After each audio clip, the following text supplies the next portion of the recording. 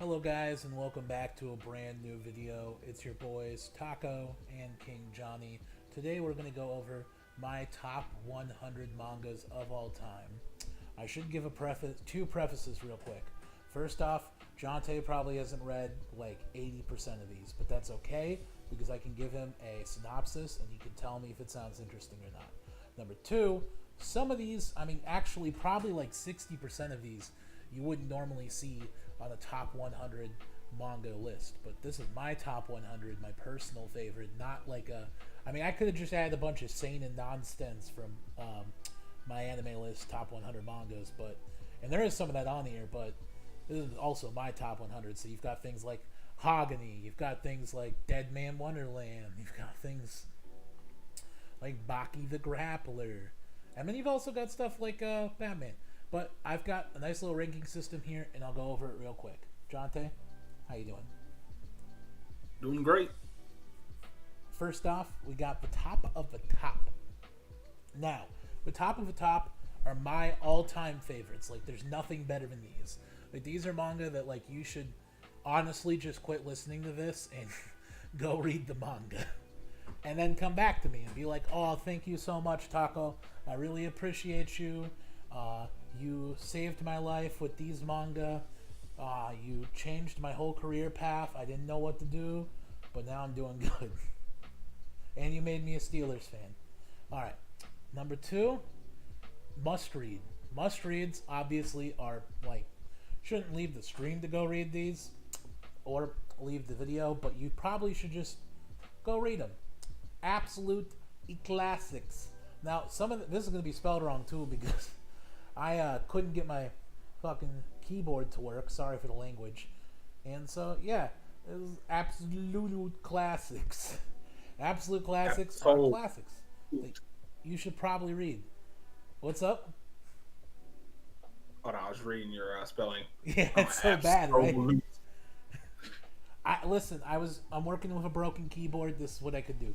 Nostalgic is manga that probably aren't like the best in the world, but I have them on here for nostalgia reasons, and like I can go back and read them over and over.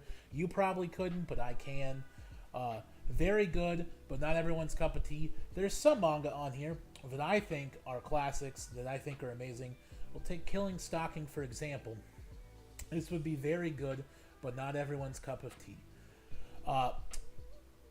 For a lot of reasons. Killing Stalking is a manga about a guy named Sungwon who has a very big crush on this other guy, and he's kind of stalking him. And so he shows up in his house one day and breaks into his house. Jonte, what would you do if somebody broke into your house? Well, I live in Arizona, so rat-tat-tat. Pa-pow. But yeah, no, so he hears some noises from the basement, so for some reason he decides to go check this dude's basement. And down there he finds a girl chained to the floor. And before he can leave, our main character comes up and hits him. Actually, I think that's song one, if I remember correctly. Messing up names already. Our main character hits him in the back of the head and knocks him out and chains him to the floor and kills the girl.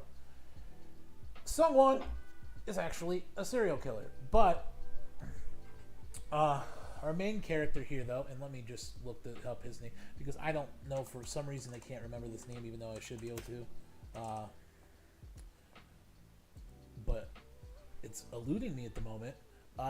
So is Bum. I should have remembered that. So our other main character, Bum, he's had a very hard life. He had to join the military because in South Korea he had to serve time in the military, and he was basically, some very inappropriate things happened to him in the military, and this guy Sungwon basically saved him back then. And so ever since then, he's been like a huge fan. Sungwon's kind of like a little e-celebrity too. So anyways, he chains him to the floor, and it becomes this very like Stockholm relationship where Bum is just abused regularly by Sungwon, but like Bum develops this like twisted like love and attachment to Sungwon, and it has a very like somber, tragic ending. I don't want to spoil anything else, but I think it is a very good manga, but it has so many explicit and like warning scenes, and that's why. Is that a Korean manga? Yeah, it's a Korean manga. It's a manga. A manga. And that's why I wouldn't say it's everyone's cup of tea, but I think it has a very, very like eye-opening take on Stockholm Syndrome and its effects, and also I've just never read anything like it, and that's why it's on the list. Not for everyone is manga that are even more so not for everyone. That might just be that like I really like it, but I don't think that everyone is gonna like it. And warning actually is probably where Killing Stalking should be, but we put it in very good because I like Killing Stalking a lot. I just think that maybe it needs the warning. But we'll start from the top here. First up, we've got Air Gear, and Air Gear to me is a must-read. Actually, no, we're gonna say it's an absolute E-classic. So Air Gear Jonte is this manga about this world where there's these rollerblade clans. Like think of Call of Duty clans, except for these are rollerblade clans, right? And they have battles with their superpowered rollerblades, and in this world rollerblades can move as fast as like cars and move up buildings, and in some cases let you fly and do crazy cool tricks and stuff. And people are having battles where like they actually get very, very injured, and in some cases maybe even die. And there's these gods too. There's like this Tower of God basically style thing, and there's these things called the God Regalias that give you like superpowers basically. And our main protagonist, and again I'm not going to remember everybody's name here, and you would think I would because these are my favorites, but Jonte, can you remember everybody's name from like Mushoku Tensei? Yes. How dare you? Can you remember everybody's name from like Vanos? Vanitas? Yeah. No. Okay. See, not Itsuki. No. So our main character Itsuki, he's basically like Icarus, or at least that's the story it's portraying as. Like that he wants to escape. They keep talking about this like symbolic thing where he's like stuck in the well as a frog, looking up at the sky, and he's just a bird. He wants to fly, but if he flies too close to the sun, he might get burned. And him and his friends create this clan of rollerbladers who battle other rollerbladers. If you like shows like Skate the Infinity and stuff, you'll love this manga. It actually has an anime, but the anime was never like finished. It has an OVA that skips like 200 chapters and just goes right to the end. But I do recommend the anime, but then probably read the manga. Well, no, I don't, because the manga is different actually than the anime. It starts out different and it reads differently, but I still think it's really good. Next up, and this is also very good, but not everybody's cup of tea, is Alice in Borderlands. So Alice in Borderlands is one of those like survival mangas, and if I remember correctly, and this actually came out before Squid Games, but it might read a lot like Squid Games.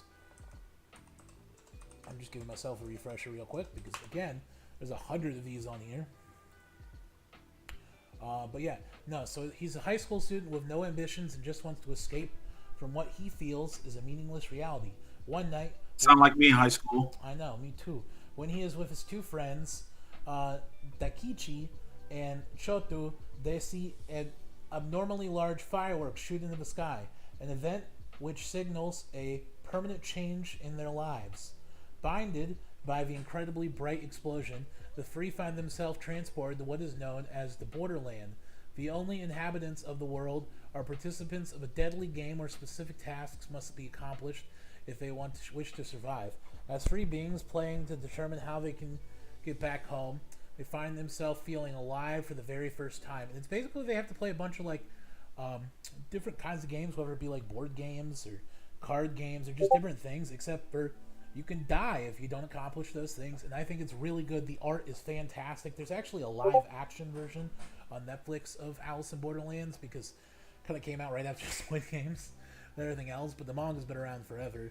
And if you like those kind of death game things, but you want like a really unique taste with a very interesting protagonist, I would really recommend Alice in Borderlands. So far, would you read or watch Alice in Borderlands, Jonte? Probably not. I didn't think so. Anyways, we've got Nier Ogami. The Naragami is a must read.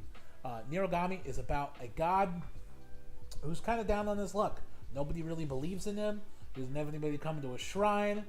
He's just kind of sad god. But, one day he meets this girl, and she starts to visit this shrine. And they start hanging out together, and they go on great adventures. And there's some cool fights, and I'm doing a bad job of explaining Naragami.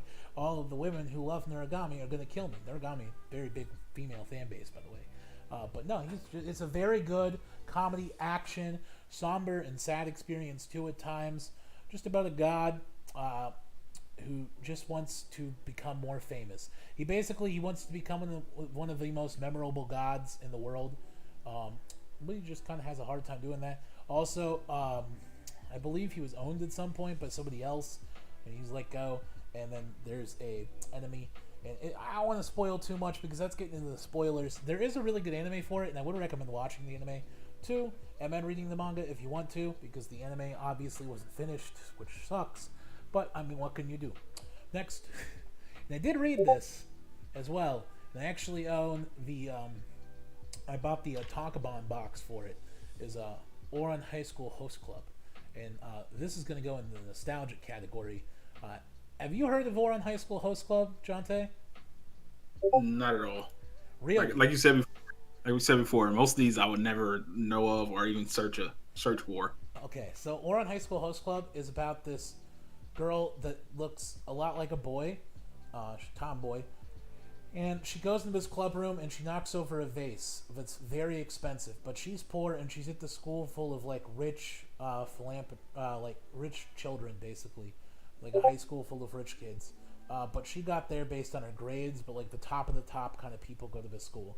And so it ends up being a vase at the host club. And a host club is basically a group of guys or girls that like service other people. Like you can go in and you can pay for them to like talk to you. Not like a sexual thing, but they'll like talk to you and they'll like entertain you or keep you company or pretend to be your... There's tons of host clubs in Japan. But anyways, she knocks over the vase and it's a big misunderstanding. And they're like, you know what? We could do something with her.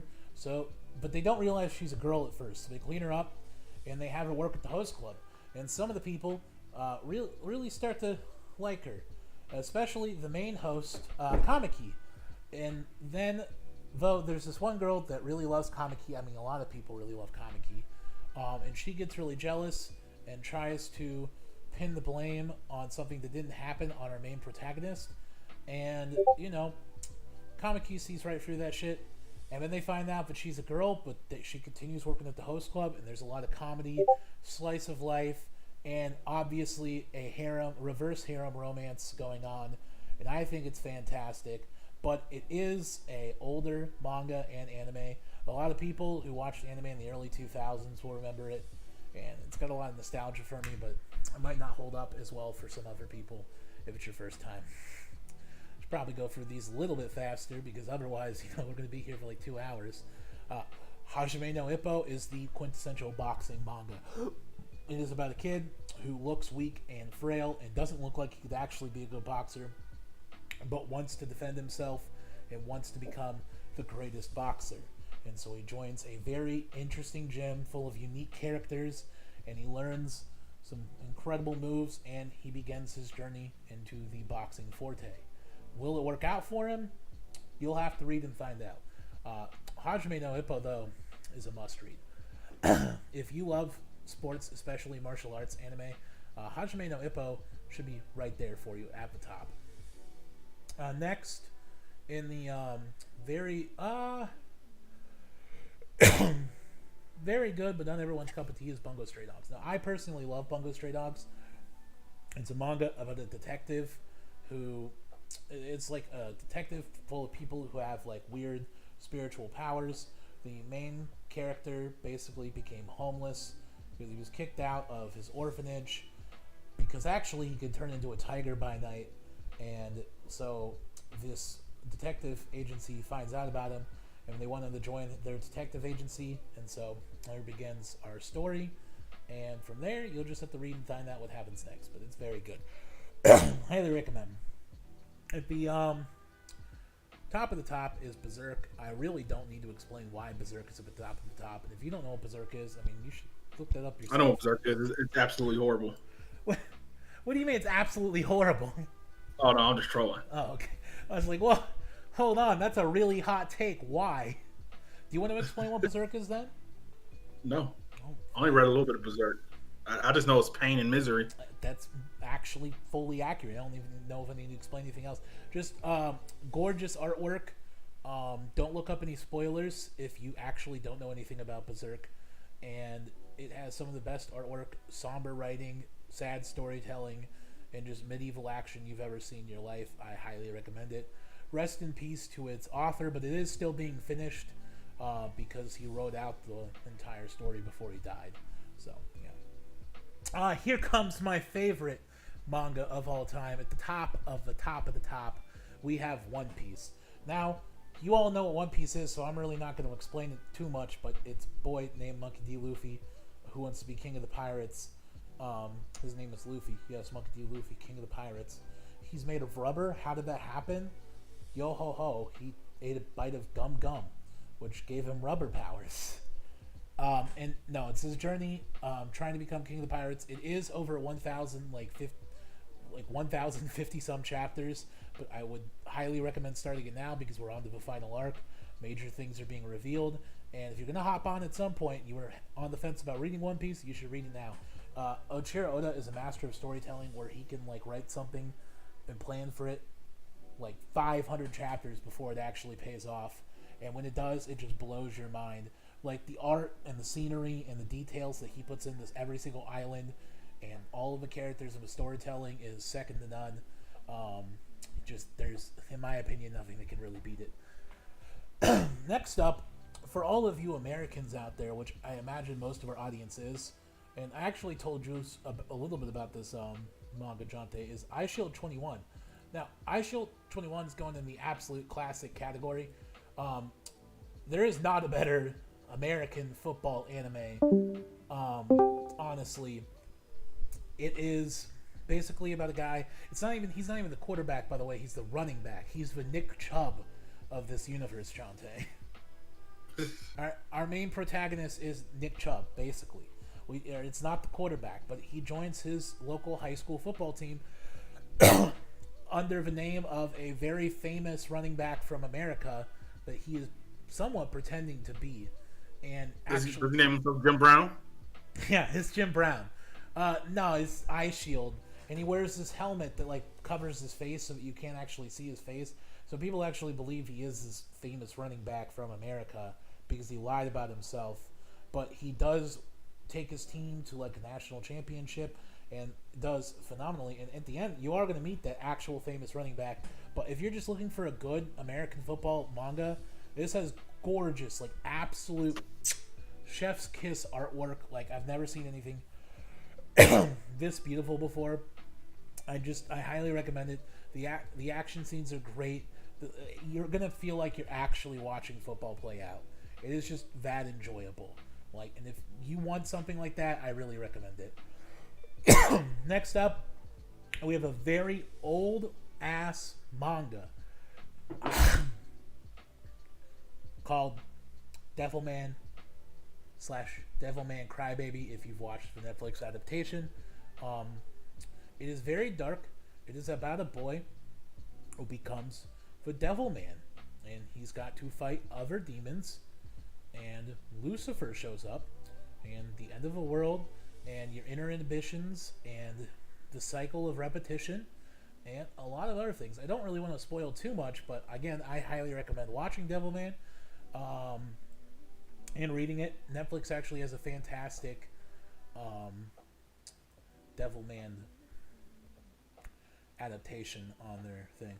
Next is You Lie in April. All I'm going to say about this is that Ochiro Oda, the creator of One Piece, stated that You Lie in April is probably his favorite manga of all time, and that he wishes he could write a manga as good as You Lie in April. And if it's getting the creator of One Piece the seal of approval, you should definitely read it. I really don't want to talk about it too much. It is a romance / slice of life manga, but it has a lot of twists and turns and ups and downs, and it's Jonte's So favorite slice of life. so yeah, get the fuck out of here. But let me ask you one thing. So all these manga you put in this list, you like, right? Yeah, they're all my 'Cause I, favorites. 'cause I just, 'cause I just realized you don't have a bad category. There is. It's warning. I mean, that's not bad. It's just warning for people. You like it, but it might not be anyone Yeah, I mean, else's. but like, so here's the thing though. These are like my top 100.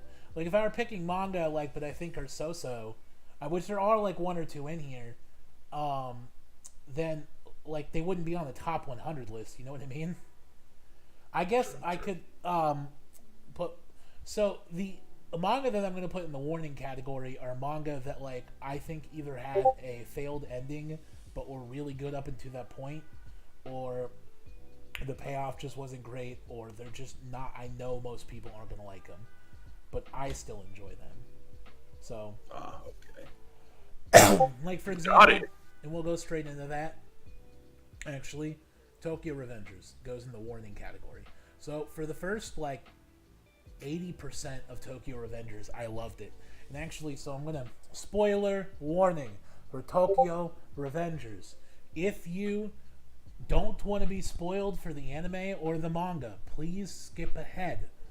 But so basically, Oh, give him 5 seconds, 5 more seconds to skip ahead. that's fair. All right, there you go. Go ahead. So it's basically about this guy. What's a very good way to describe this? So basically, his life has failed. He's like 25 years old. He has nothing going on in his life. The last time he was happy was when he was hanging out with his friend in this small gang that he used to have, and dating his middle school girlfriend, but ended up breaking up with him.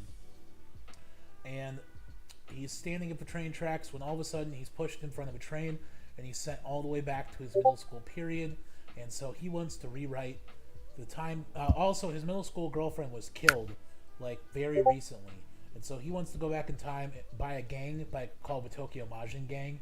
And he wants to go back in time and save her from ever being killed.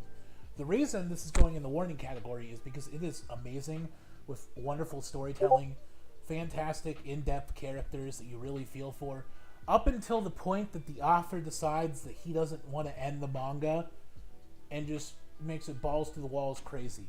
So like there's literally his whole goal was basically to save the rest of the Tokyo Majin Gang and his girlfriend, and he basically accomplishes that after one of his friends is all like several people have already been killed. He basically accomplishes the perfect future. He travels back to the present again, and all of his friends except for one, the leader of the Tokyo Majin Gang, Mikey, are at this wedding for one of his friends, and he's going to be getting married to his middle school girlfriend in like 2 weeks. But Mikey has stayed behind to run the Tokyo Majin Gang, and he's not happy. He's kind of miserable. But like he made that sacrifice so that all of his friends could be happy. But that wasn't good enough for our main protagonist boy, and so he's like, you know what, fuck that. Now I'm going to go save Mikey. But in doing so, he gets his other best friend, Dragon, killed. He gets several of the Tokyo Majin Gang people killed, and he really doesn't even end up saving Mikey. I mean, he does, but like, it's not concluded yet, but it just seems like he's just created a clusterfuck when in reality Mikey wanted him to, like, sure, Mikey maybe wanted to be saved too, but like he made the sacrifice so that him and all of his friends could live a perfect, like, happy life. And he basically just got the rest of them killed. He wanted his cake. And he yeah, wanted to eat it too. it is legitimately a story of like having your cake and eating it too, and then him not being able to do that, and then just being like, okay, this is just a problem. But yeah, I mean, there's nothing you really do. Also, you need to go through the next 10 pretty fast. Just hit the X right there. Next 10 really fast. Yeah, so you save up time. Alright, well, Jujutsu Kaisen is about a boy who's possessed by a demon, and he's sent to execution, but they're like, okay, well, you can help us out first, though. And at first, it's your typical Shonen Jump manga, but then it gets really seinen-y. A lot of people start dying. There's like a whole Itachi redemption arc, and it becomes extremely good. It's definitely a must-read for what's going to be top manga of all time. Chainsaw Man is up, also a must read for the boy who well, this is going to be like a #1 anime of all time too when it comes out. Like this October. Have you seen this? Have you seen the CGI And that a Chainsaw lot of Man people's trailer? complaining about? No, they aired the episode and someone leaked the first episode from like a theater. I have not seen that yet, but I mean, I'm sure it will be good though. I'll show it to you. I'll show you two after the stream because they're actually Alrighty, because I'm good. like, Not but it's actually copyrighting those videos. I don't want you to ruin my hopes for Chainsaw Man, but I want it to be the perfect anime. And like basically, it's about a boy who like his parents died and he's in a ton of debt, so he sold everything, including one of his testicles, to the Yakuza just to be able to eat bread. And he makes money by killing devils for the Yakuza with his little chainsaw puppy. But one day he's betrayed and killed by the Yakuza when they teamed up with another devil called the Zombie Devil for like immortality, but it didn't really work out for them. And then he comes back to life because the chainsaw dog is like, hey, I want to see your ambitions accomplished, and I want to see you succeed in life. And so there becomes the story of Chainsaw Man. There is a huge twist at the end too, which I don't want to get into, but like it is. Is it still going on, or is it finished? So Chainsaw Man is finished. There is a sequel going on right now, which takes place after the events of Chainsaw Man 1, where he's now in high school. Because he was in high school before, he just never had the chance to be in high school. Because, again, he was working for the Yakuza. But now he's in high school, and it literally just started. There's only like 3 chapters to the sequel out, so I'm not going to talk too much about it, but it's really good. Wow, going through this really fast. Not for everyone, but I really enjoy it. This is probably the best zombie manga of all time. It's called My Life of a Hero, and it has some of the best artwork you'll ever see. It also has some of the best memes you'll ever see. Maybe you've seen the guy going pussy, pussy, pussy, pussy, and he's like dancing to the pussy song. But like it has amazing, like gorgeous backdrops and imageries. Like let me just show you guys real quick. What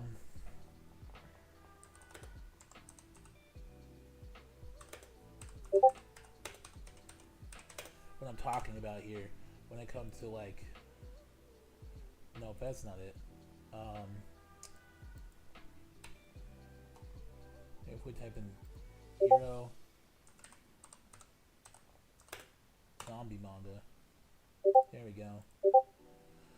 Like again, some like crazy, just gorgeous, like somber imageries. Like I don't know. I just think it's really unique. I love the art style. I think it's crazy cool. The main protagonist is like nothing you've ever seen, and I highly recommend it. I think that most people should read it. But again, it's got a lot of graphic imagery. It's got a lot of very touchy subjects, and the ending is kind of all over the place, which is why it's not in my very good but not for everyone cup of tea. It's just not for everyone because again, the ending's kind of like all over the place. But I still think it's gorgeous, and if you're looking for a zombie survival manga, then that is exactly where you need to be. Now, have you ever heard of Jonte Love is War? Yes. All right. I actually like that one. Yeah. Except for the latest few chapters. Would you go over it for me? I'm gonna let you describe this one. Well, nah. I can't really go in detail about it, but I'll go why I don't like the later few chapters. All right. Before the latest chapters, the whole thing was just a rom-com with nothing but comedy. Spoiler warning. But then it gets extra dramatic towards the end. Well, I think this is about the end soon. I think it's confirmed. Agree. Like after the point where they have X, it's really starting to go all over the place. Like originally, it was really nice, like comedy, like romance manga about 2 people who are in love with each other but just don't know how to say it, and they don't want to give the other person the power in the relationship, so they keep trying to like play games to get the other person to admit their love. Eventually they do, and they start going out, but spoiler warning, I'm going to give you a countdown of 5, 4, 3, 2, 1. Jonte, talk about those latest chapters. Well, her the main heroine's family tries to basically marry her off to another rich and powerful family, and the main hero has to basically save her. But fortunately, the main hero is also moving to America, I think, to study abroad, and there's a bunch of shenanigans that goes back and forth, and it's just not that enjoyable to me anymore. I actually stopped reading it, so I don't know what's happening right at So, this do you moment. think I should have it in the absolute e classics for Very good, but not everyone's cup of tea. very good, but not everyone's cup of tea? All right. Next one up is a anime that's also on Netflix, but for some reason just won't get the second season. But the manga is complete and fantastic, and actually the art style looks way better in the manga. It's called Doro Hey Doro.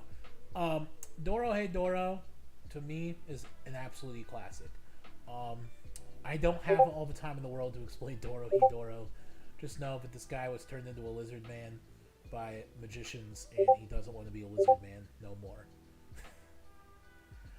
Next up, in the nostalgic category, we've got Bubba Bobo, Bubba Bobo, Bubba Bobo. Now, this is a gag manga that had a really long-running anime on Toonami that if any of you guys are over the age of, like, 23, 24, you've probably seen Bubba Bobo, Bubba Bobo, maybe, if you watched Toonami back in the day. It's about a guy with an afro, and there's not enough people with afros, and his afro is yellow, who attacks people with his nose hairs. There is this organization called the Bald Empire that wants to make the entire world bald and shave their heads. And Bobo's mission is to stop them with his friends Jelly Jiggler, who is living gelatin, Don Patch, who is what appears to be a orange sun Sonic the Hedgehog looking person, Gasser, who has the power to fart, Soften, who has a ice cream for a head, and Beauty, who's just a girl who's there. And yeah, it's one of the funniest mangas I've ever read. Like, I love it front to back. It's just so good. It gets me to laugh every single time. Again, there's nothing like it. I've never read a gag manga this crazy. But it is kind of nostalgic. I don't know how people reading it for the first time would feel about it. I personally loved it, but it might not be for everybody. All right. Up in the must-reads again. A Silent Voice. Now, A Silent Voice is a crazy good manga, and honestly, you can just watch the movie. The manga's not really going to give you any more details than the movie already shows you, but it's about a boy who bullies this girl who's deaf, who is going through a traumatic experience in his life now, but he sees the deaf girl and he wants to make amends with her, and that kind of story. And there is a romance there, but it is left up to the reader if they get together or not. But it's just their journey getting through the abuse that he committed, and like realizing that a lot of his friends aren't who he thought they were, and maybe meeting and making new friends along the way, because basically his whole class hates him now. For him, like, he was the bully and then he became bullied because his entire class hated him for what he basically did. So I would highly recommend it. Naruto, nostalgic. Naruto for me is a absolute masterpiece. Well, you know what? Naruto original top read. Naruto is absolute masterpiece for front to back. Looks gorgeous. About the number one knucklehead ninja who wants to become the Hokage. I'm not going to explain any more than that. Baka and Test is not for everyone. It's one of my favorite like romance gag manga. It's about. All right, Johnny, have you ever heard of Baka and Test before? Not at all. All right, so it's about this group of people in high school, and basically how this school works is based on your grade. Depends on what class you're in. You take a test at the beginning of the year, and it will put you and assign you to a class like A through F. F being the worst, and students who are in the A class category basically get like gorgeous computers and butlers and tons of money and like books and TVs and basically everything. And people in the F class category they sit on potato sacks, their desks break, they have no chalk, and it's just miserable. And you can play this game. Like the Soviet Union. What's up? I said, sounds like the Soviet Union. It is basically. So you can play this game, though, to get better stuff by beating another class in what's called a summoning war. So, like, the F class people could potentially challenge the A class and win all of their stuff if they beat them in the summoning war. And you have these avatars that are their strength is based on your grade percentage. Luckily for the F class, one girl joined their class because she passed out, but actually she's the smartest person in the entire school. And our main protagonist is a absolute dingus. He's the biggest idiot ever, and so he has a special, I'm gonna just call him persona, that lets him be able to actually touch things like physically, and yeah, it helps him out a lot. Not really, and it's just them trying to like get better stuff, and also go through some romance. All of the characters are really good; they're fleshed out. It's very fantastic. You even got a German girl. It's very fun. Would highly recommend. Naruto Shippuden. You know what? Very good. Naruto Shippuden, nostalgic. So Shippuden is long, and like I don't mean One Piece long. Well, at least One Piece, like you want to continue reading. Naruto Shippuden, at least for the manga, is a little. You know what? Absolutely classic. At least for the manga, is a little bit better than the anime. I keep moving it. Well, at least with the manga, because the manga doesn't have the same problem as the anime. The anime is just panel or like episode. There will be an entire episode where it just flashes back between Naruto, Kurama, and over like 50% of the Naruto Shippuden anime is filler, but there is no filler in the manga. It's fantastic. I'm not going to explain what Naruto Shippuden is because you should already know what Naruto Shippuden is. In the nostalgic category, and there for a good reason, is Death Note. So Death Note basically, how do I put this? Like, it's about a boy named Light who finds a book that if he writes the person's name in the book, it will kill them. I think Death Note. I think everyone knows what Death Note is. Well, mostly everyone. I would hope so, but like he's also like the smartest person in Japan, and he basically wants to rid the world of criminals. But the Japanese government, for some reason, doesn't like that, and he develops somewhat of a god complex, and it's kind of his cat and mouse game. It's really good. Next up, Jonte, I'll let you explain this one. Where would you put Dragon Ball Z? Nostalgia. All right. What is Dragon Ball Z? I mean, story's basic.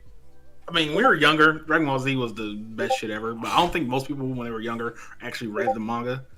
Unlike me, and the manga has great. Toriyama's one of the best at drawing fighting scenes. Mm-hmm. It doesn't translate over so well in the anime. I mean, back then everything was hand drawn, which I think is a good thing. So, like the episodes that were really important were really well like drawn, but you still got a shit. Well, this is the manga we're talking about, so that doesn't even matter. Manga's fine. It's good. There's nothing wrong with it, but it's old. It's nostalgia. Main reason you'll read it now is for nostalgia purposes, or you just watch Dragon Ball Z Kai. That's fair. Next up, we've got a wonderful manga called Blue Period. It's not finished yet, so it's going in the must-read category. But Blue Period is basically about this boy. He is a little bit of a delinquent. He's one of the smartest kids in his class, and he can kind of do whatever he wants to do. But he discovers through a class project that he actually really likes painting. And so he wants to join the painting class and eventually get into Tokyo University for painting, like the arts class. But they only accept, like, they say in the manga, like 1,000 students or whatever. So it's basically an unreachable goal almost. But like, and especially since he's just getting into painting, and it teaches you all of these things about like real world art and composition and stuff. And also him, like, at first it seems like he's just joining as a joke. Like that's what everybody thinks in the club, because they're like, oh, you're not really into painting. You're kind of a delinquent kid who hangs out with a bunch of like losers, even though you're super smart. Like, he just doesn't seem like the type. But he actually is like a really big knack for like surreal composition, like black and white paintings and stuff. And like he loves to paint with the color blue. And I don't want to. I just please read it. Like it is so good. Like I can't even explain to you. I know it sounds boring, but like it is just fantastic. There's a little bit of romance in there too. And again, it's just about a boy who like discovers his passion for art. And even though art might be like a lame thing to some people, it means a lot to him. Next up, Jonte, I wonder if you've ever heard of this. You ever heard of Love Hina? It sounds familiar, but I don't recall what it is. Alright, Love Hina is basically the quintessential harem anime. It came out a long, long time ago, and It was my first like experience with harem anime. I'm pretty sure, or harem manga. I'm pretty sure, and romance manga. It is really good. Um, I'm gonna look up the description real quick because it's been a long time. I just know that it's one of my favorite. Well, actually, it's not been that long. I read it like a year ago, but I'm gonna let Google do its work. Yeah, the manga came out in 1998. So it is sad that if a couple gets into the University of Tokyo together, they will live happily ever after. However, for Kirito, U Tokyo is a distant dream. After failing the entrance exams twice already, he decides to stay at his grandmother's inn in Tokyo in order to prepare for his third attempt. He is therefore surprised when he finds out that not only has his grandmother gone on a long vacation, but the inn has also become a Hinata house, an all-girl dormitory. Unfortunately for Kirito, a series of misunderstandings during his first visit leaves him with five untrusting tenants. But when Hara, or Yuroishi, his aunt who works at the dorm, brings up that he is supposedly in Utokyo students, the girls' impression of him quickly changes, and they reluctantly allow him to stay. Feeling guilty about the lie, he slowly gets to know his neighbors, the cute yet violent Nora Naragami, the cheeky and opportunistic Mitsuko Kono, the soft-spoken Shinobu, and the straight-laced Matoka Aoe, and the mischievous Kaola Su. This continues the unpopular Kirito difficulties joining to get into the Tokyo University, all for the chance to fulfill his childhood promise, the only girl who has ever shown any interest in him, and maybe, just maybe, meet her again, because they both promised to go. So that's a really good premise for it. This is going to go nostalgic for me. I think it's really good. I think it's a classic of the genre, and like, if you really love your like typical romance slice of life manga, and you want to see one of the origins like that inspired some of your favorites to this day, I really recommend Love Hina. Next up in my top favorites of all time, and this is starting to look like shonen fucking trash. Maybe I move Naruto down to a must read, you know? But we've got Kotaku Hitman Reborn. You ever heard of Reborn, Jonte? Not at all. Reborn is about a manlet child teenager named Suna, who is called Loser Suna at his school, who is not good at anything and basically is failing all his classes. He's unathletic, but he's really into this girl who's like the most popular girl at the school. It turns out, through a bunch of happenstances, he's actually next in line to take over the world, like the biggest mafia organization in Italy. And so this baby hitman shows up at his door to teach him how to become a mafia boss and a man. And it starts out as like a daily slice of life gag manga, but quickly turns into like a very real, like high stakes battle shonen, and I really love it. There's nothing out there like it. I think it's got fantastic fights. The main character is just super great. He slowly builds up his mafia family too, even though he really does not want to be a mafia boss. He hates it. Like, he does not want to be a part of this at all. He's kind of forced into it. All right. Next up in the nostalgic category is Shaman King. You ever heard the Shaman King?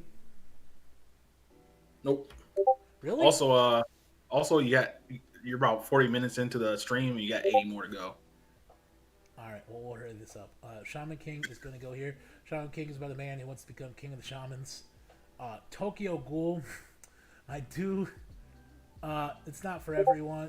Well, it's very good, but not everyone's cup of tea. It's about a man who goes on a date with this girl named Rise, and turns out she's a ghoul, and she's about to kill him, but they both get in this accident, and then he gets her organs, and then he becomes a ghoul, and like this other ghoul starts falling in love with him, and like there's these factions and stuff, and he just kind of wants to end ghoul racism. Fairy Tail is not for everyone.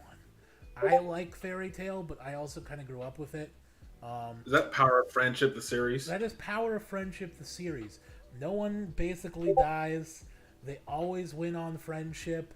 But it just got this really cool like clan guild system, and if it's your first time reading it, you're gonna really like it. If you like those stereotypical shonen anime and manga, I think you'll really enjoy a fairy tale. I just think it's not for everyone because it is like such a super like by the books shonen. Um, Bleach, all time favorites. I literally have a tattoo of Grimjaw Jaggerjack on my leg. It's an absolute classic. I'm not going to explain Bleach. You go watch it yourself. Yu Yu Hakusho. The problem is I'm going to just have a bunch of shonen up here. So why don't we put some non-shonen in my absolute favorites of all time? How about that? By adding some non-shonen, first up, where do I want to even start here? This is taking too long, too, you just said. So we're going to put Dragon Ball, a nostalgic, or absolute classic. Dragon Ball is fantastic. If you haven't seen Dragon Ball, you should read it. Beelzebub is about a boy who is a delinquent. I love delinquent manga, by the way, I guess I should just say. And he has to look after the Lucifer's baby, basically, named Baby Beal, and protect him. Speed this up. Yeah. To speed this up, no. just don't talk about just don't describe it. Just put it in your categories. No, we can't do that. It's gonna take forever. Say I Love You. No, it's gonna take forever if you keep explaining it. Nah. Say I Love You is the most like nostalgic, or is the most realistic. Like not really, but it's a very good romance manga. It's great, but not everyone's cup of tea. There is like actual graphic like things from like sex scenes to like just dating and stuff. I think it's fantastic. Yu Yu Hakusho is an instant classic. I think everybody will love it. Warning. I really enjoy Don't Tease Me Nagatoro-kun, but not everybody's going to. It's very like sleazy romance. Blue Exorcist is just nostalgic. It's about a boy who is possessed by a demon, but he also wants to be an exorcist and exorcise a demon. Hey, wait, that first one that you keep skipping over. I think I've seen that one. I think I read that one before. Is that the one when she dies, like falls off a cliff, dies, turns into a zombie, and yeah. The first.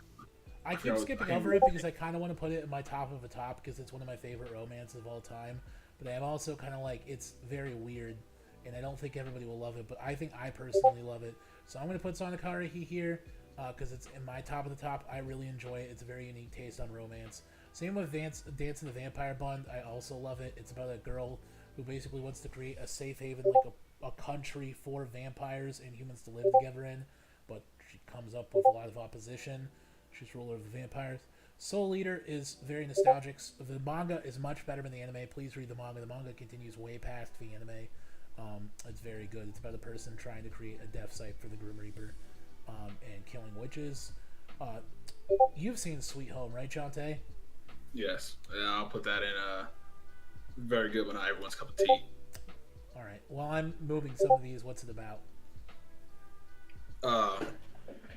It's basically like a mutant-ish zombie apocalypse, and yeah, that's basically it. It's very good. It's Korean. I think it's a manga. No, it's a webtoon. I think it's a webtoon, so it's not even really a manga, but basically, it's pretty it's good. about this guy who like stays at home all day and never leaves his house, and a zombie apocalypse. Doesn't he turn like half mutant or something like that? Like comes back from it and ends up like finding a safe haven. Slam Dunk, by the way, is probably the greatest basketball manga of all time. If you're really into basketball, it's about a delinquent again who joins the basketball team and wants to make his basketball team the best.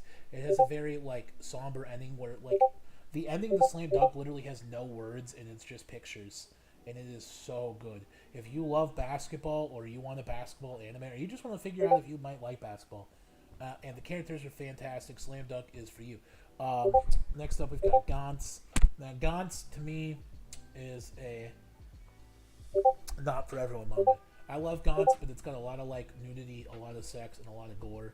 It's about these people that kind of die, but they can come back to life, and they also got to like stop the end of the world and a bunch of other stuff that's going on in it.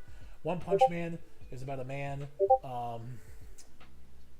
that punches things to death. I think One Punch Man is a classic. I think it's very good. I think everybody should read it. My Hero Academy is good, but not for everyone. I mean, it is a very stereotypical, cheesy shonen, like by the boy who is told he's never gonna be able to develop superpowers, but ends up with superpowers. And yeah, Zatch Bell is very old, but but I still enjoy it. It's about Muppet battle with superpowers. Hogany is in the warning category because it has one of the worst endings I've ever seen in my entire life, but it is one of the best slice of life manga I've ever read. Hunter x Hunter is in the absolute E classics. It's not finished yet. It probably never will be because the author just keeps going on hiatus, but I think it's really good. City Hunter is not for everyone, but I really enjoy it. It's about a hitman and just like the missions he goes on and stuff. But he's a hitman with a heart of gold. Also in the very good but not for everyone category. Why can't I think of the name of this even? Top of my head, but basically it's about a hitman who has to go into hiding for like a year, and just basically the journey from there, because he's killed too many people at this point, so he has to go into hiding. Genshin is to me an absolutely classic. It is about a couple that joins a like otaku club, and it's just their day-to-day life in this otaku club, learning about different otaku things. I think it is really good. It really teaches you about otaku culture. End of the Night is really gorgeous. Like, actually, this is going up here. This is going to go here. It's very gorgeous, like, still imagery. It turns into, like, kind of a battle thing, too, and romance. It's about That's that vampire one, right? Yeah, it's the vampire one that just came out this year. It's about a boy who's got insomnia and he can't sleep, and he's just wandering the quiet, somber streets of Tokyo. Something that you can't really do in America, walking the streets alone at night. Could you imagine this takes place in like the O Block in Chicago? He's like walking the streets of Martin Luther King Avenue at night. Be a whole different story. Dead Man Wonderland is about a boy who's framed for the murder of killing his entire class and put into this death game basically, and he gets a power. It's very good, but not for everyone. The manga is way better than the anime, though, and it goes on way, way, way past the anime. Fullmetal Alchemist is a must-read. Like, everybody should read Fullmetal Alchemist. If you haven't read Fullmetal Alchemist, you probably should. It's about a group of brothers fused to armor, basically. Tried to resurrect their mom. Now they're just trying to get their body parts back using the Philosopher's Stone. Joggin is kind of like Gantz. And the same thing where it's not for everyone, but I really love it. It's got a lot of nudity and sex and a lot of violence and a lot of gore. Basically, this frog disease has given people their true inner desire powers. Some people are like half diseased, half human, and so they can fight these things, and they've got like super duper powers. And their main character Joggin has like crazy super duper powers. Moving on, Monster is a must-read for me, like an all-time must-read. It's about a doctor named Dr. Tama who saves this boy's life, but it turns out the boy is basically the second coming of Adolf Hitler. Not really in that regard, but that's what he was trained to be from his orphanage, and like it's this cat and mouse game where he made the mistake of saving this boy's life, and now he's on a mission to like capture the boy or end his life. The boy's now an adult, and like he's a mass murderer, like psychopath, but also like, is he really though? Like, who's the true monster here? Tama starts to develop into a monster. We're trying to continue on here because Jonte said we're very fast. Initial D is very good. I don't really like the ending so much, but it's about fast cars, drag racing in Japan. Black Clover. Everyone knows what Black Clover is, or should. Black Clover just takes a long time to get into, but if you can't get into it, it's really good. So I'd highly recommend from that. Rama 1/2 is very good romance anime about a boy who falls in the water, and now every time he's hit with water, he turns into a girl. But again, it's not for everyone. Some people will like it, some people won't. His granddad also can turn into a panda if he's splashed with water. Again, it's not for everybody, but I really like it. Great romance, a classic staple of the genre. Absolute favorite, GTO, Great Teacher Onizuka. It's about the greatest teacher of all time, Onizuka, helping a class of delinquents and troubled youth to become the best selves they can be, even though he is a former biker gang leader and, again, just a very brutal man. But because of that, he's also great at teaching these kids. And in the same regard, we have the prequel The Great Teacher. I guess I had that on this list twice. Weird. We have the prequel to Great Teacher Onizuka, which is about him and his best friend when they were in the biker gang. Also a top of the line must read. For some reason I had Joggin, and this one on here twice, but we're gonna put that back there again. Ajin is there's a really shitty full-blown CGI Netflix adaptation of Ajin, but I'd recommend reading it yourself. It's about a boy who could turn to this thing called an Ajin, and the government's after him and trying to kill him, and he's just trying to stay alive. Psychic is nostalgic for me. It's very good. It's kind of hard to explain. Vagabond is a must-read, gorgeous art piece. If you like samurai manga at all, then you've probably heard of Vagabond. It's I think rated number 1 on my anime list for manga.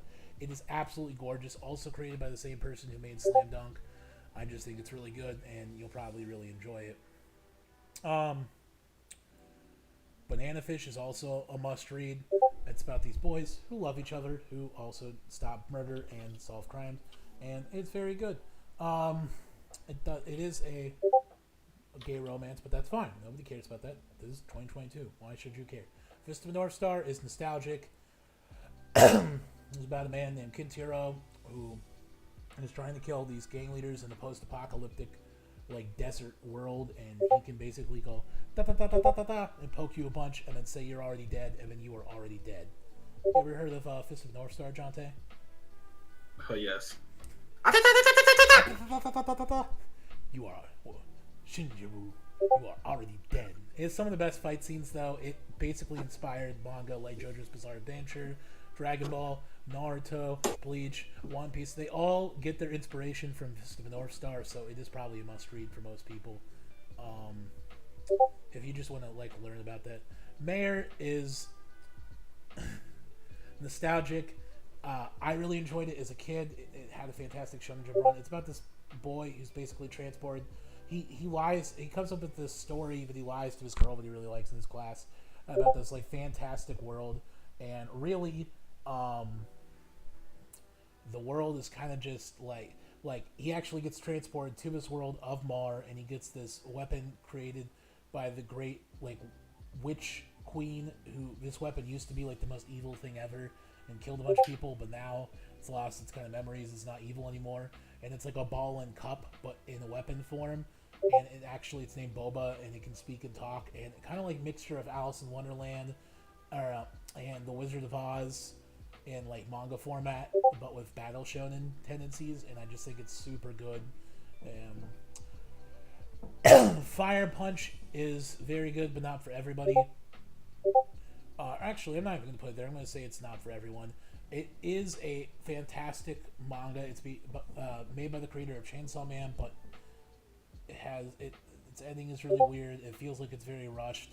There's parts that kind of make no sense, but it is still very good. It's gorgeous looking. It's about a man who is immortal. Basically, he can regrow his limbs over and over and over again, but he gets cursed to also be on fire in this world that's post-apocalyptic. It's basically covered in snow. Basically, the Ice Age just happened, and so the fire really kind of helps and keep people warm, and there's a lot of different stuff. I recommend reading it, but again, it's up to you. Batum, to me, doesn't get talked about enough. It's one of my favorites. If you like my favorite genre, one of them, by the way, is the death battle genre. Batum is about a bunch of people who wake up on an island, and there's a bunch of bombs. Each person has a different kind of bombs, and it was based off this video game called Batum, basically, and they wake up on an island that's basically a real-life Batum, and they have to kill each other, and I guess the winner gets to escape the island. But he meets this girl. He was the best player in the world at the video game Batum, and he meets this girl that was his partner in the game, and he meets her in real life, and they team up together, and they try to find a way to get out of there. Quick note with Batum, there is a good ending and a bad ending, and this is the first manga I've ever seen do this. Read the good ending, not the bad ending. The good ending is basically the canon ending. He made a bad ending just to expand the story, but I think the good ending is the canon ending in my opinion. But I mean, I guess you can choose whichever ending you want. Either spoiler 5, 4, 3, 2, 1. If you don't care about spoilers for this, Heber is going to die and sacrifice himself so that everybody else can escape the island and continue living, or he escapes with everyone else and him and the girl get married together in the end. Steel Ball Run is a absolute classic. It's probably the best JoJo part, and it is about a great horse race across America with a paraplegic. But in the middle of the horse race, he gets a message from Jesus Christ, and he's told that he needs to collect the body parts of Jesus Christ to kill the president of the United States. That is the real premise. What the fuck? That is the real premise to JoJo Part 7 Steel Ball Run. Also, even though it's Part 7, you don't have to have read any of the other JoJo parts. It takes place in a whole other world, because Part 6 basically reset the world. The villain basically restarted the world, so Part 7 takes place in the new world, so you can read from there. But it's the best JoJo part. Again, it's about a paraplegic who can't walk, trying to win a horse race for money across America. But halfway through, literal Jesus Christ comes down from the heaven and tells him he needs to collect his body parts because it's the only way to kill the president of the United States. And it takes place in like 1778 or some shit, like the founding of America. Codebreaker is not for everyone, but I really enjoy it. It's a very old anime and manga from like the early 2000s.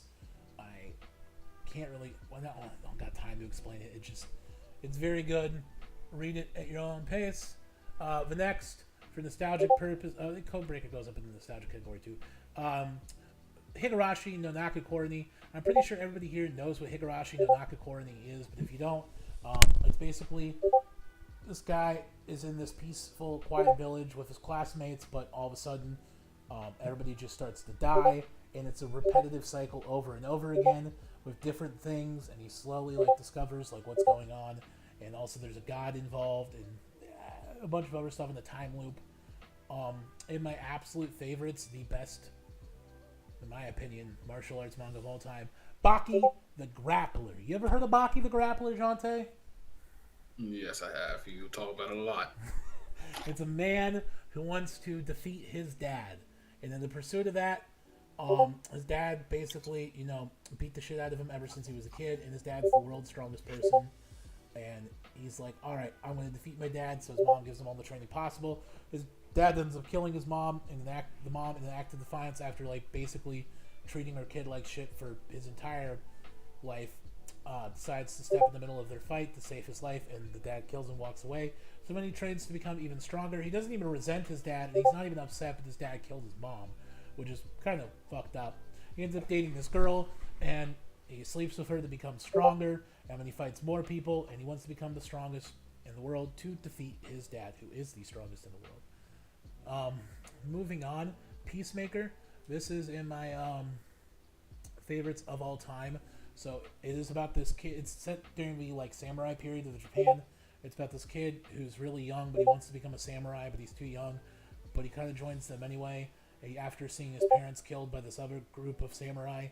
And I really encourage. This is actually, you know what? Screw One Piece. Peacemaker's my favorite manga of all time.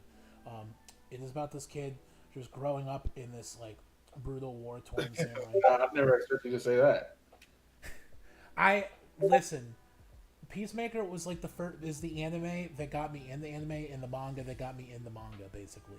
I read manga and watched anime before it, but when I watched Peacemaker, something just clicked with me where I'm like, this is my genre, this is going to be my thing.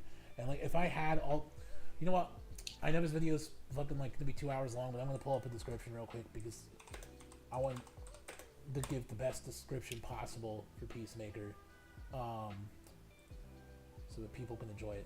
So, although traumatized by witnessing the murder of his parents by one of Choshu Ichima Takuri's thirst for revenge leads him to desire strength.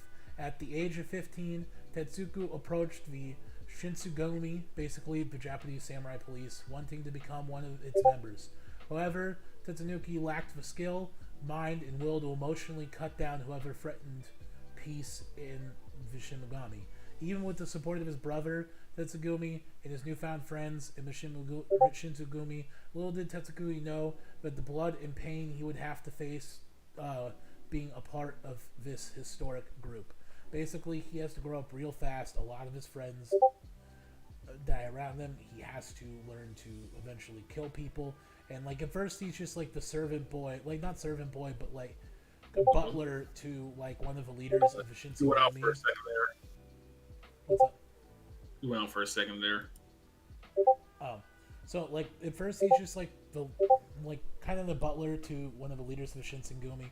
Again, this is probably my favorite of all time. When I'm telling you it's better than One Piece, I just haven't read another story like it. I think it's fantastic. I think you can watch the anime then read the manga because they're not different, but I just think that there is enough of a difference. So basically, the manga description is a little bit better too. When the childhood innocence gives way to blinding thirst for revenge, is it worth the price of one's humanity? Tetsuki and Tatsugoyo, his older brother, are the sons of diplomats who sought to bring peace and prosperity to Japan during the Erland Maja Restoration. But when their parents are murdered before their very eyes, Tetsui seeks to join the Shinsengumi, the unofficial police who are capable of the same brutality as his parents, murderers. Wandering through a sea of espionage, deception, and bloodshed, the young boy must choose: should he take a step on the path to becoming a demon, or give up his revenge and transform into the ultimate peacemaker? And I mean, I don't want to give any spoilers, but I just think it is gorgeous. The art is gorgeous. The animation is gorgeous. Whether you watch the anime or read the manga, just however the manga continues on past the anime, but I highly recommend it. It's one of my all-time favorites. It actually is my favorite manga of all time. It beats out One Piece. Next up is Skip Beat. This is also in my must-reads. Skip Beat is about a girl who wants to become an actor, but she kind of fails at it. So she kind of makes friends with these people but then she gets like a second chance kind of, and she makes friends with like these other people who want to be actors as well. And you know, if you actually like those like American sitcoms like Friends or New Girl, stuff like that, I think you'll really like Skip Beat. It's got a very like American. Trigger, mute your mic for like 5 seconds.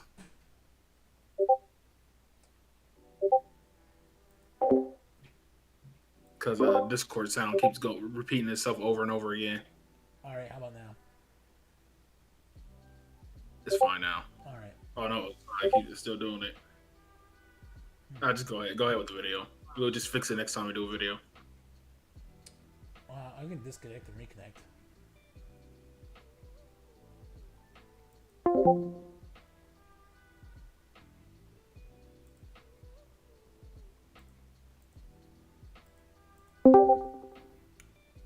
Alrighty, I'm back again. Sorry about the technical difficulties, guys.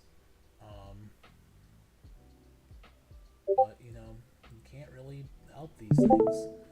So basically, what's up? Oh, nothing.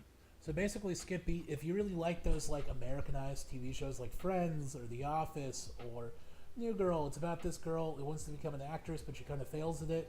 But it's a group of friends who are also inspiring actors, and like, you know, there's kind of a harem involved there, and she just it's her journey on to becoming an actress. It is so freaking good though. The art is kind of old school, but the reason I put it in must read is just because like there's nothing really like it. I just think it's a perfect romance slice of life manga, and you're just gonna really enjoy it. Next up is The World God Only Knows, and it's very good, but actually it's probably not for everyone. It's about it's about a guy in school who has no friends, who's very good at visual novel dating games, and like he's beaten every single visual novel dating game ever, and the literal devil sends him a message being like, hey, do you want to try your hand at the hardest dating game ever? And he accepts on his PSP, and then now he has to get girls in real life to kiss him so that he can release like the demon that's hiding inside of him. And so he actually has to get like his classmates and people at school to fall in love with him, kiss him, and then they'll release their demon. Sadly though, they won't remember the experiences or bonds that happened between them during this time. So I think it's really good, but I don't think it's I'll put it very good, but not everyone's cup of tea. I just think that like it's good, but like I don't know if everybody in the world's gonna like it. I don't have nearly enough time to talk about 20th Century Boy. If I did, I would, but it's a must read as well. All right, let's talk about Billy Bat. I love Billy Bat. Top of the top. And I'm just going to give the description that's here because it's going to take way too long for me to try to explain this. But again, 8.3. Japanese American Kevin. This guy's name is actually Kevin Jonte. Now authors the renowned detective comic book. Can you hear me, by the way? Yes. Detective comic book Billy Bat. After serving in the Allied forces in World War II, but as his series becomes a massive hit, Kevin discovers that his famed character Billy Bat already existed before within a Japanese comic. Worried that he may have unconsciously copied something he saw during his time there, Kevin returns to Japan to find Billy Bat's original creator and seek permission for him to use the character. However, as he traces back Billy Bat's roots, he finds himself unraveling a dark, twisted history of murders that somehow involved the character he thought he created. I really don't want to talk more about it than this. Just know that Jesus Christ, or Christ Jesus, is in the manga. And it is fantastic. It is a journey like nothing else. Nothing that you've ever read, at least. Doubt is got a warning there, because it is a really good like murder mystery about these people who wake up trapped in this room because they play the cell phone game where like one person is a wolf and the rest are sheep, and you got to figure out who the wolf in sheep's clothing is, except for this is literal, and one of the people is a murderer there and the rest are there unknowingly, even though they actually have a reason for being there. And they got to figure out who the wolf is, and a lot of people die over time, and it's a really good story. I recommend, but again, it's very graphic. It's not for everyone. Question for you. What's up? How many of these manga in your top 100 do you actually physically own? Like a rough number, just a guesstimate. All like the entire series, or just a volume? A volume.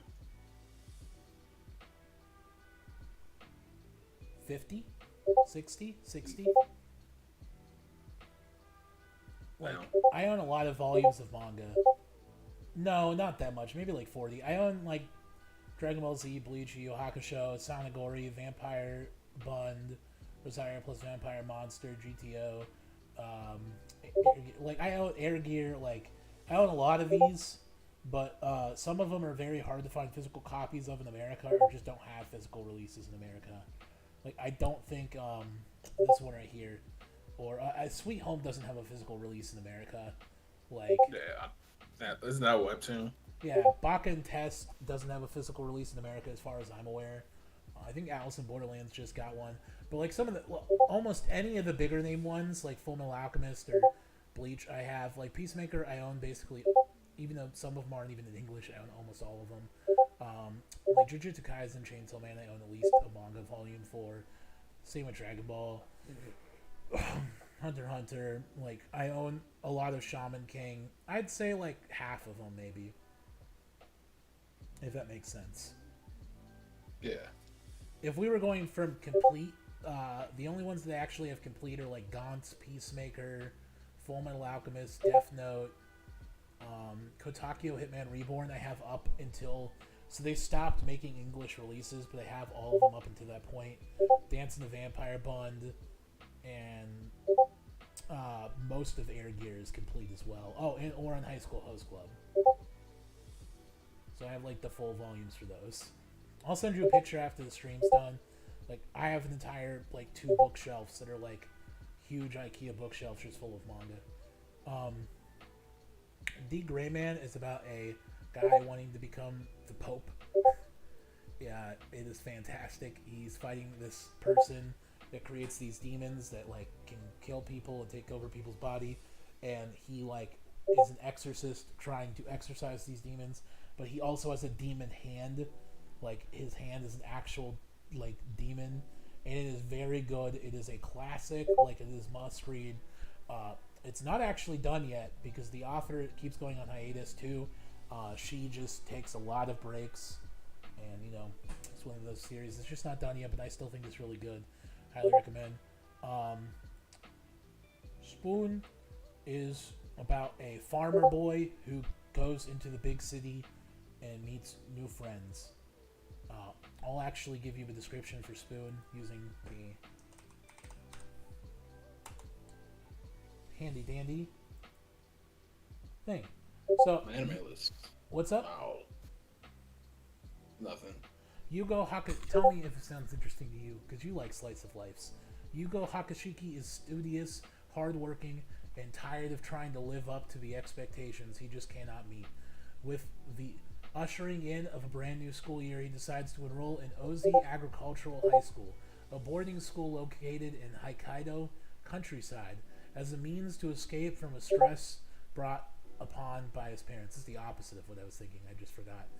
Initially convinced that he would do well at the institution, Hakachin is quickly proven wrong by his talented classmates, individually who have been living on farms their entire lives and know just about everything when it comes to food, vegetables, and even physiology of the livestock.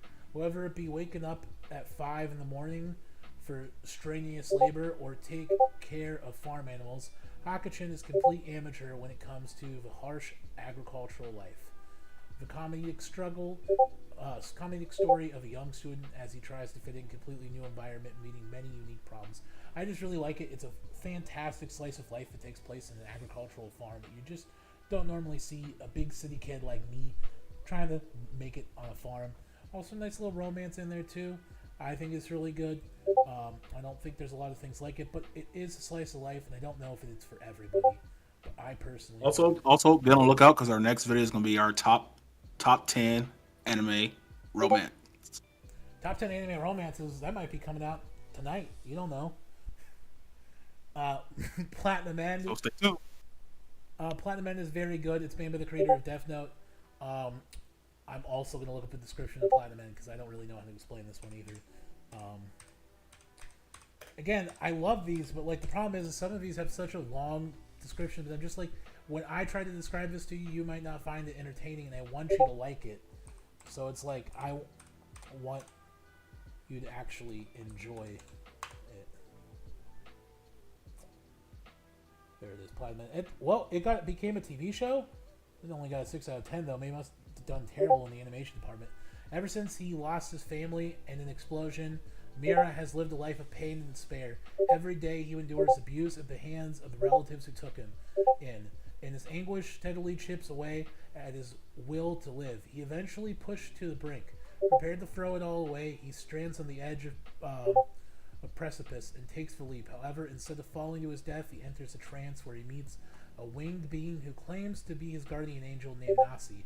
The angel offers him 2 priceless abilities, convinces him to go on living. When Mira experiences the marvel of his new powers firsthand, he gets a taste of the freedom that was locked away for him for so long. Armed with Nasi's gifts, Mira is flung into a showdown with 12 other individuals, one of which will be chosen to become the next god. In stark contrast to when he wanted to end his life, Mira is now prepared to do whatever it takes to protect his bleak chance at happiness, lest it be wrenched from his grasps forever. It's made by the creators of Death Note, or creator of Death Note, and that's what I gotta say there. Uzumaki is not for everyone. This is gonna be a hot take, but Junji Ito works can be hit or miss, and then they can be a long, like, grueling process, and they're not really scary. Everybody says scary. They're not really scary, at least to me, because it's a manga, and I think it's very hard to make a manga scary. Don't look this up, please, but there can be scary manga like DeadTube and things of that nature. Please don't look up DeadTube, by the way. Warning. Like, DeadTube should never be looked up, but if you... I'm gonna look it up. No. But if you really want to read the most disgusting, like, scary, deplorable manga ever, DeadTube's there for you. Uzumaki is about spirals. Spirals are scary. Avoid spirals. Black Cat goes up into my classics, top of the top, mostly because it was the first manga I really ever read. Like, I hadn't read manga beforehand, but, like, This is the first one that I sat down and I was like, oh my gosh, I'm really enjoying this. I remember going to my public library, actually, the same place I found Peacemaker, and when I was a kid, maybe like 12 years old, and I started reading Black Cat, and I was like, this is so good. It's about, again, this is one of those ones where I don't want to mess it up because I want you guys to read it. Go back to my anime list real quick, but a good description of Black Cat. There's a TV series for Black Cat too, but probably don't read the TV series because, I mean, TV series probably. Train Harton is an Train Harton. Forgot about his name. Is so dumb. Is an amical bounty hunter known as a sweeper with a talent for sharpshooting, working alongside his cool-headed partner Savan Volfield. They hunt down wanted criminals. Unfortunately, however, despite their efforts, the dynamic duo always seem to be short on money, which forces them to accept the job from this beautiful Rinslet Walker, a sly thief for hire, a mysterious girl named Eve. However, the motley crew soon discover a terrible plot to revolutionize the world, and mastermind is one Train knows and loathes with a passion. As the plan is set into motion, it is soon made clear that behind the carefree sharpshooter's smiling face lies a tragic past and an instable desire for revenge. Like, it is a very good, like, Hitman, like, if you like the Cowboy Bebop kind of, for all of the people who say that they love Cowboy Bebop, if you have not read Black Cat, I don't know what you're doing, man. It's a very similar kind of style with a motley crew of people trying to get missions done, and also a very tragic backstory and a climactic finish between the two. Medica Box goes into the must-read category. The anime is absolute dog shit. Please don't watch the anime. Actually, you can. It's not dog shit. It's just very old. It came out a long, long time ago, but it is like incredibly good. Though I highly recommend it. Medica Box is about a student who is absolutely perfect at everything. Also, she can go Super Saiyan and basically beat the crap out of everybody. And these people with abnormal powers, and this battle shonen, and like she's the school president, and she's got to defend her school from these terrible people who kind of want to like take over the world, and all this other stuff. And it's really good. You love shonen, you love battle shonen, you want like Super Saiyan female, you want crazy fight scenes and a ridiculously fun character. Medic Box is for you. There's Shaman King. I knew I had Shaman King on here. I just had a different picture of it. Rosario plus Vampire is in the warning category. I love her. Do you know what Rosario plus Vampire is? Jonte? Huh. Well, anyways, it's about a boy who, you there? Oh, no, you're mute. Yeah, my headphones died, so the volume was coming on my speakers, so I got my microphone on mute, so it won't. Oh, you're fine. It's about a boy who basically, he ends up going to a school full of monsters and demons, the most powerful being this vampire, and he makes friends with the vampire girl, and they join the newspaper club, but they have to fight other monsters and stuff, and it is very ecchi. There's a lot of, like, old school, like, panty shots and stuff, but, like, it's super good, too. My only problem with it is the ending. I really hate the ending. It's this whole romance that's built up over and over and over, and it kind of does it to Love Rue, but, I mean, I think the premise is really cool. It's very unique for its time. It came out, like, in the early 2000s. It's one of the first to do it. The characters are gorgeous. The story's really good looking. The fights are amazing. I just really enjoy it. Blue Lock, absolute classic.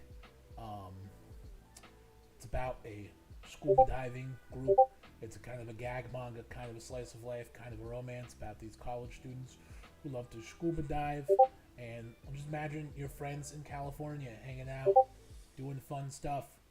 That's this manga right here, Grand Blue. It's very good. Would highly recommend. Pandora's Heart is a old ass manga from a long, long time ago. If you know, you know. In the absolute classic category are must reads. One of my favorites. Or top of the top. I love this one so much. After the combat butler, these are my tops, by the way, not like the best manga of all time, just manga that I enjoy the most. After the combat butler is about a man who, again, finds himself in debt to the mob because his parents owe a huge debt, gambling debt, and they're just like, hey, you're going to be homeless now, and the mob is going to want your organs. And the mob is like, yeah, we're going to want your organs. And it's Santa, it's Christmas, and Santa Claus is trash talking this boy. Like, actual Santa Claus is like, hey, man, your life's pretty worthless. Kind of sucks to be you. Huh.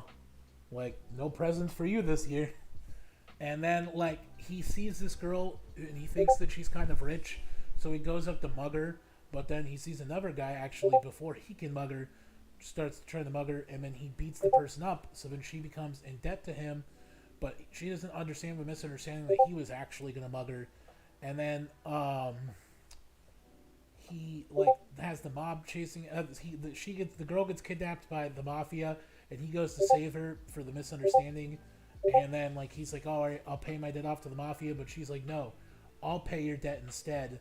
And then he's in love with, like, the maid girl that works for her. But, like, she loves him and thinks that he loves her based on the words that he said when he was going to kidnap her. But, like, again, it's a big misunderstanding. And it's just a very good, like, comedy, romance, slice of life. It's fantastic. Also Christmas themed, you know, for the winter holiday coming up. Naragami is about a man, a boy,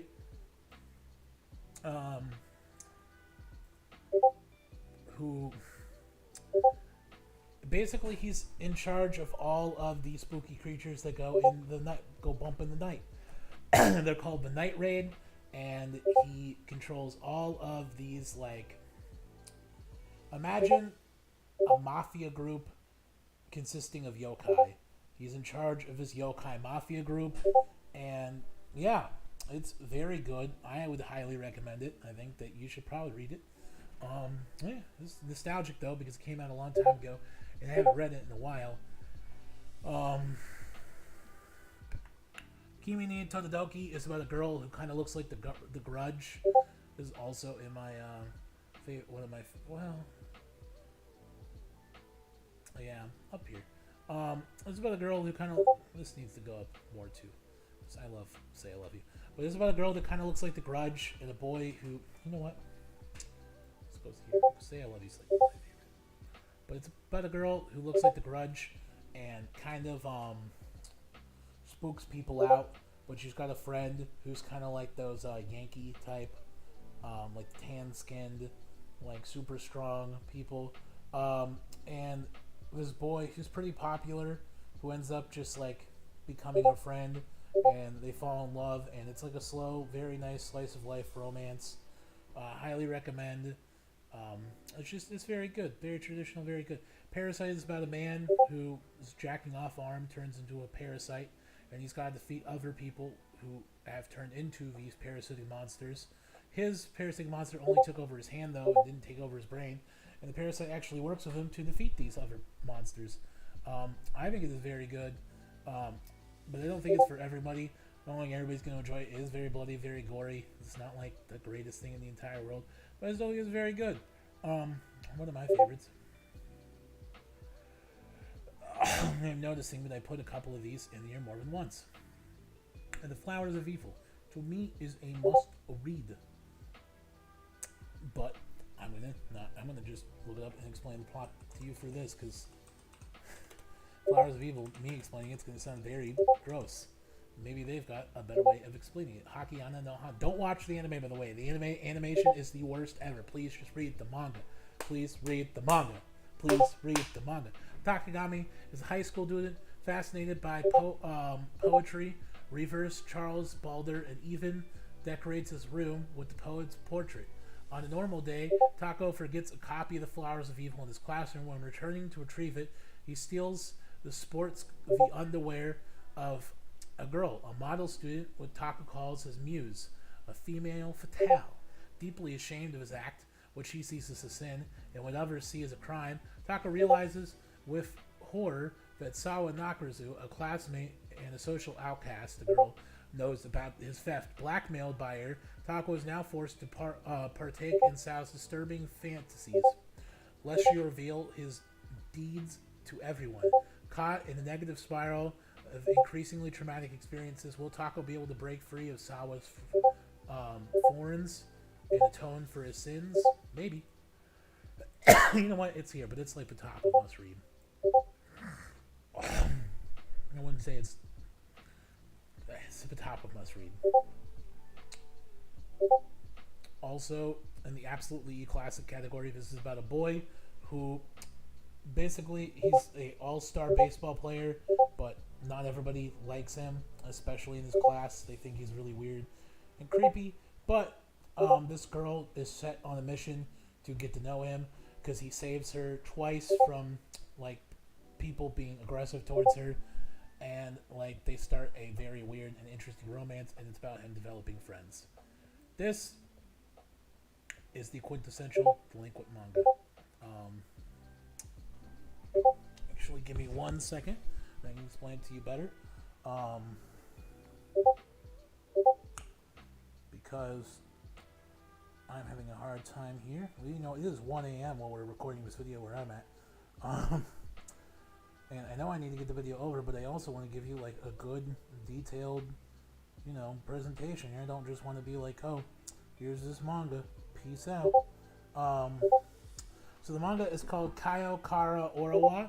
And again, it's quintessential delinquent manga though. If you love delinquent manga, I highly recommend this.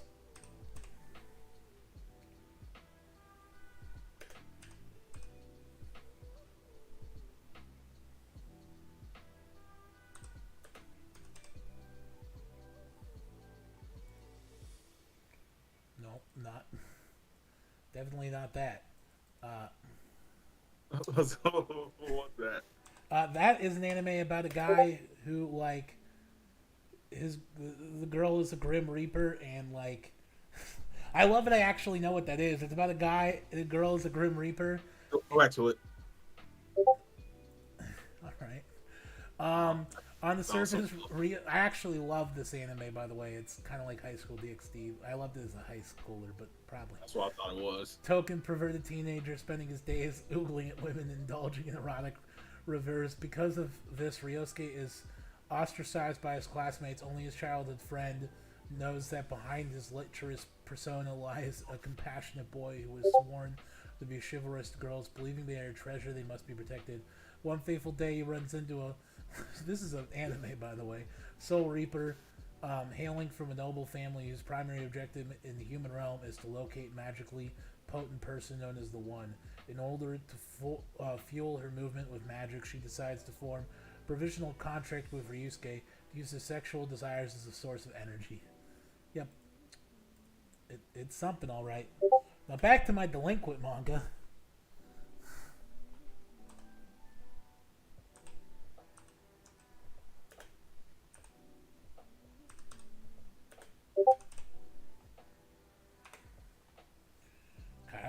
Oriwa. Alright. I guess I'm just not going to get a good story. Two boys, Takashika and Mujishido, meet each other at a salon. Turns out both boys are transferring to a new school and decide to take the opportunity to reinvent themselves. They'll no longer be the run-of-the-mill high school students they used to be. They become the greatest delinquents in Japan. It's very good. Great delinquent manga. Good Night Omasami Poon. All-time favorite. Also, Misery Porn. Where did I put Poon Poon? Do you see where I put Poon Poon? No, I'm not seeing. I don't either. I've lost Poon. Oh, right here. Yeah. It's literal mystery porn. It's about a boy growing up. Also, he is stylized as a bird, and the bird grows more twisted the more he grows up. But it's about him growing up in Japan with his friends, and some suicide attempts, and some sad things happen, and his life at home isn't very good. And please read Omasami Poon Poon, but please know that you might feel like killing yourself afterwards. Not really killing yourself, but you're going to feel extremely sad. It is the most emotional manga I have ever read. I literally had a full-blown cry session by the end of Goodnight Poon Poon. I was traumatized. It is that good, but it is that hard to read. Like, Goodnight Poon Poon is also, like, on the top, like, 3, on my anime list. Like, look at this rating. If you don't believe me.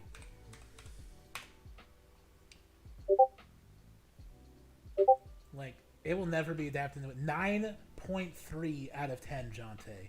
Poon Poon is a normal 11-year-old boy living in Japan. Hopelessly idealistic and romantic, Poon Poon begins to see his life take subtle through this subtle through Northwest startling turn to the adult when he meets a new girl in his class, Akio Takani. It's then that the quiet boy learns just how fickle maintaining a relationship can be, and surmounting difficulties of transitioning from a naive boyhood to convoluted adulthood. When his father assaults his mother one night, Poon Poon realizes another thing. Those whom he looked up to were not as impressive as he once thought.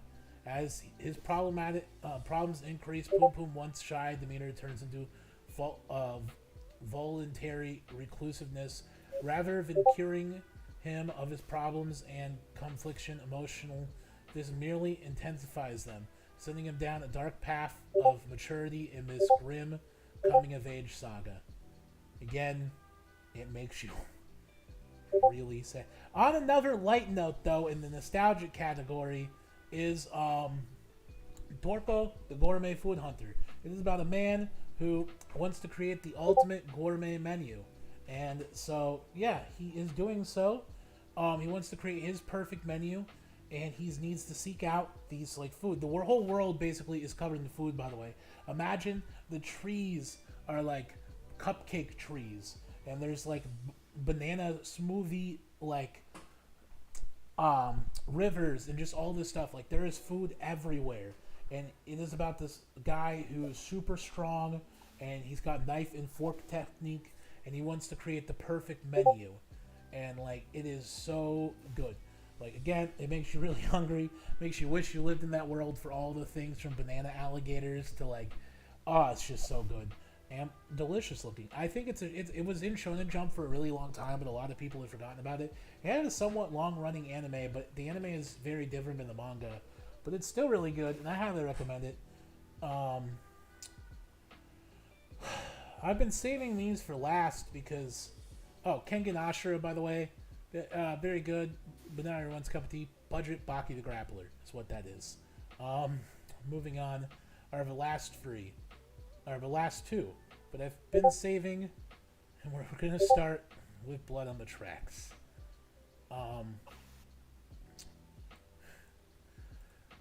If you thought Poon Poon was misery, and I've never seen something more scary than this.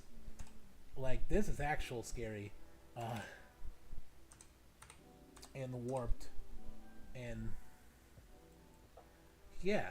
So, Seishua Obisa is an only child living a mundane life. Just like any middle schooler, he has friends, a crush on a girl, and loving parents. However, Siricho's mother is extremely overprotective, which causes others to view him as a mama's boy.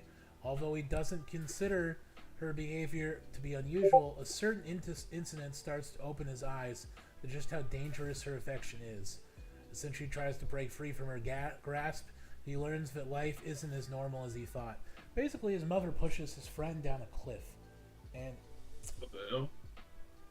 The friend wakes up because she's jealous and how close he's with his son. And the friend wakes up and from the coma and accuses him, but obviously there's no proof. And it's just this very twisted. There's a specific panel from Blood on the Tracks I want to show you guys. Jonathan, you'd love Blood on the Tracks. Like, you'd be obsessed with it. Well,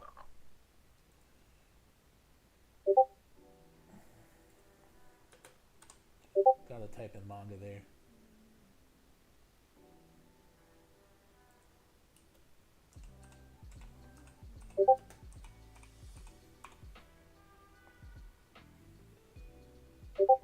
Like, the art style is just fantastic, but there's one point where he's like walking with the mom, where she's like walking with the mom, and the mom just turns back to him and gives him this like face right here. I mean, again, it is goated art too. Like, the art style is just fantastic. And like what's scary is really her facial expressions. Like look at these faces here. Like these are some really like oh these are some traumatizing faces.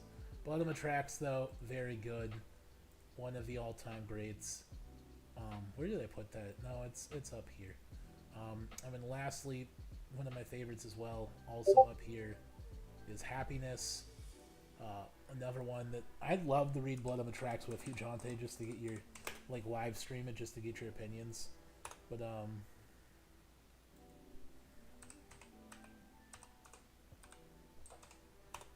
okay, my keyboard's broken, so typing this is kind of hard. Oh my god, there we go.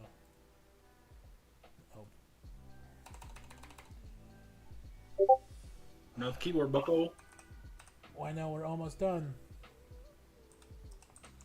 If I can just type in Happiness, we can be done.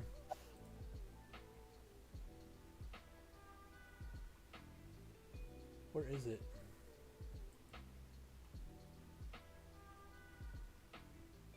We'll just do it like this.